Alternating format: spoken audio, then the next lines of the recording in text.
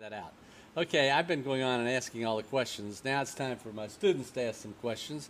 I may have to force them to ask it. They're all shy and so forth, but I want some of you all to ask some questions of Mrs. Cassidy, since she sparked a lot of your comments. I've read them in your blogs about her first graders.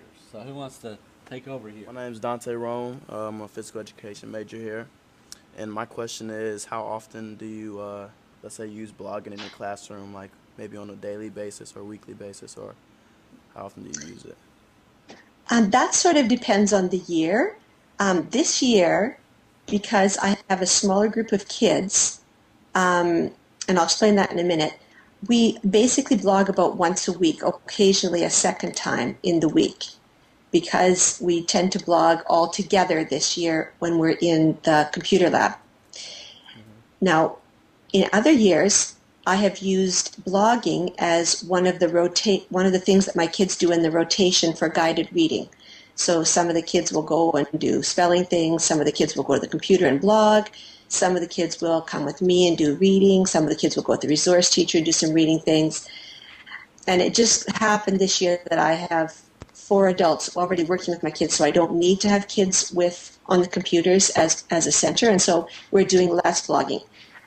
Some of the kids, though, blog from home, and so then they would blog more often. So it depends on the year, and it depends how things are running in my classroom. There's no set number of times. I do have things that I want them to blog about, and we all blog about that, but after that, it's sort of more flexible.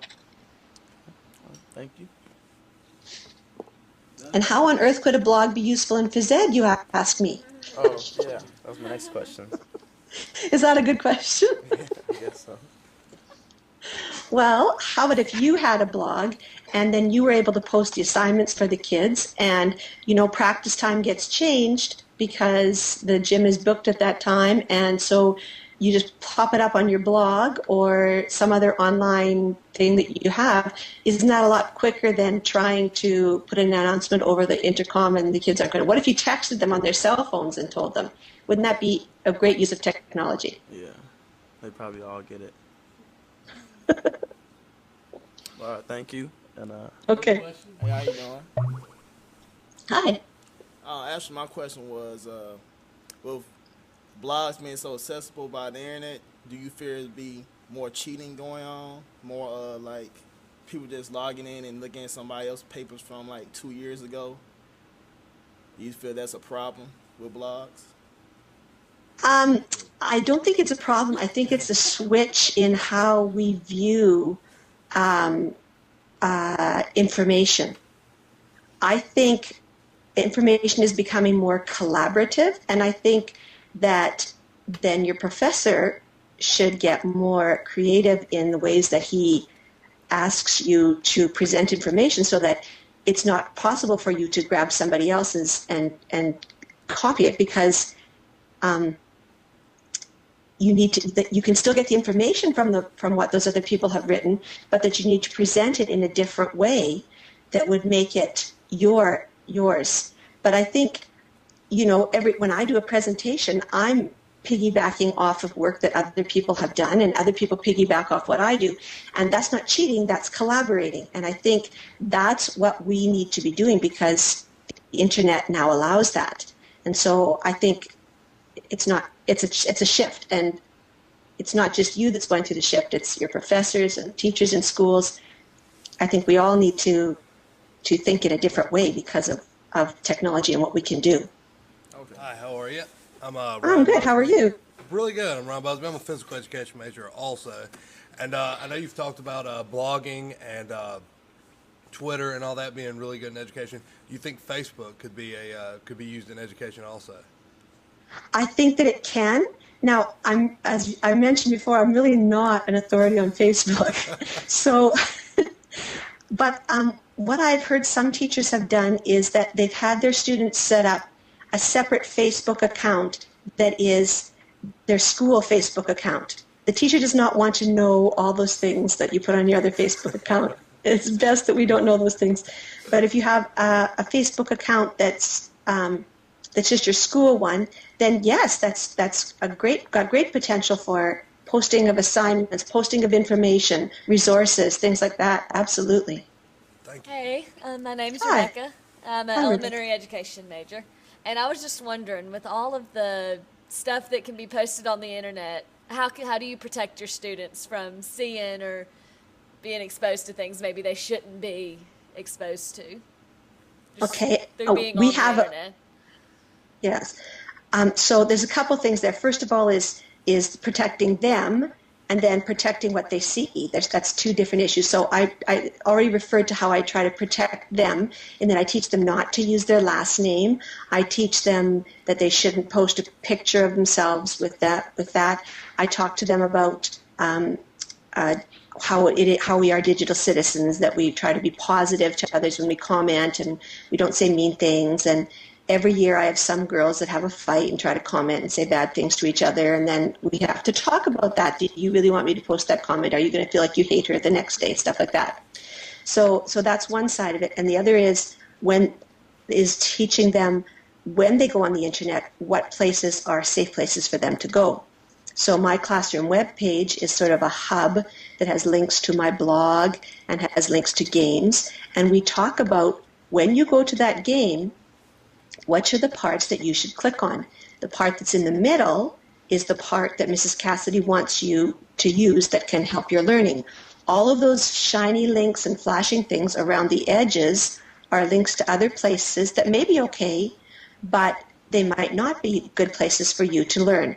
And so then you don't want to click on those things. You want to, unless you talk to your parents or to Mrs. Cassidy, you just go to the places you're supposed to, because that's how we keep you safe. And if I taught older kids, I would probably talk about, what should you do if you accidentally get to a place where you don't want to be, and stuff like that. I haven't had a problem with that. The biggest problem I've had in my classroom is that kids want to go to games that are not useful educationally, and so I have to talk to them about that, because there's nothing that I've ever linked to that went to anything questionable. So, but it's all about education, about teaching them what to do, and I think that's part of our job now too, to teach them what do you do when you're on the internet. Hi, I'm Sandra, and I'm a secondary math major. And you said you don't use technology in your personal time at school. How do you use your time? Do you spend most of the time on your computer in the corner? I mean, how do you do that? You mean at home? At home, I should clarify, at home I'm almost always on the computer, on this laptop, but I'm not posting things to Facebook, and I'm not using it in the way that most people your age use it, as in that way, although Twitter has become that a little bit that for me, because I've learned about people and I've developed relationships with people who are all over the world because of that. But I didn't start with technology being something that I was interested in for my personal life, like through video or photo or something like that, like a lot of people do. I approached it first because I was passionate about what would be best for the students in my classroom. Now, though, when I watch TV at night, I always have this laptop on my lap, and I'm seeing what's going on Twitter, or I'm checking my email, or I'm trying to write a blog post at the same time. So yeah, it has definitely overflowed into my personal life. Do you think that's a good thing, or? It's the way life is for me right now. Presently, my own children are in college, and so they're not at home, so it's not an issue. I didn't do that when I had my own children at home, and I think that would be a whole different that's a whole different balance. You need to make sure that you have time with your children, and then do online things after they've gone to bed, for example. It just has sort of developed for me to becoming more and more. I didn't sit watching TV with a laptop when I had kids at home. All right, thank you. Okay. Any other questions? Well, I've got one last question, Kathy. How about Okay. showing us your backyard? All right, here I go. So I hear that you guys sometimes have snow, but I think you don't Well, once every really know 15 snow. years. Here's my backyard. Can you see that? Can you see it? I'm not sure. There's so much Oh, light. yes, we can see it. They're saying wow Okay, all over the. so it goes up about to my waist in the middle there. That's snowdrift. And if you look across the street, I don't know if you can see. I can't. This is so bright I can't see. We see the Can you cars see going the? by, yes. Yeah. Can you see the piles of snow in the parking lot across the Correct. street? Yeah. So that all had to be plowed from that parking lot and put into a pile so that the cars could park there. We have a lot of snow. And how long will that snow last? It should be gone sometime in the middle of March. Or maybe sometimes in April. Well, this has been really great. Thank you so much. And come down and see us in the warmer climb. We're I'd complaining love about it to. being 50, and then so we'll have to get you down here to Alabama. I agree. right. I would love to. 50 would seem like wow. No coat necessary, right? It's like I'd be in summertime. shorts. That's how you tell a Canadian, right? That's right. That's right. Well, thanks so much. This has been so much fun and very helpful to my students, and I look forward to talking with you and twittering with you again. All right. Skyping. Thanks. Okay. Thanks, Kathy. Okay. Bye-bye. Bye-bye.